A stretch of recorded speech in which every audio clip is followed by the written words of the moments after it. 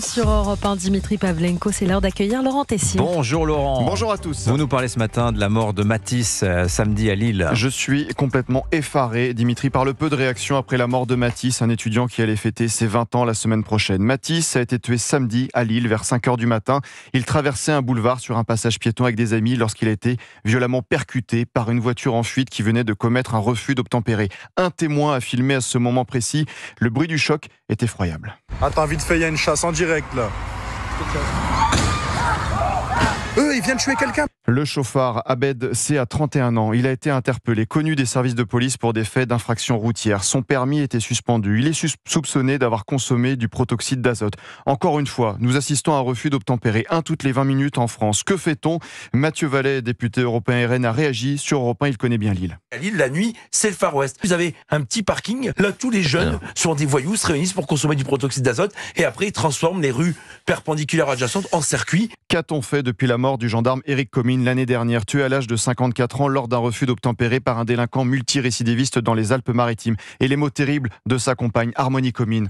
La France a tué mon mari par son insuffisance, son laxisme et son excès de tolérance. Rien ne change, le déni, toujours le déni et l'impunité. À Nice, la semaine dernière, un chauffard de 24 ans a roulé à contresens, alcoolisé, a grillé des feux rouges. Il n'a pris que 12 mois de prison avec sursis. L'impunité. Comment voulez-vous que nos policiers, nos gendarmes réagissent face au refus d'obtempérer, eux qui ont été lâchés par une partie de la classe politique, comme le policier Florian M lors de la mort de Naël en juin 2023, après un refus d'obtempérer, l'avocat de Florian, maître Laurent Franck-Liénard.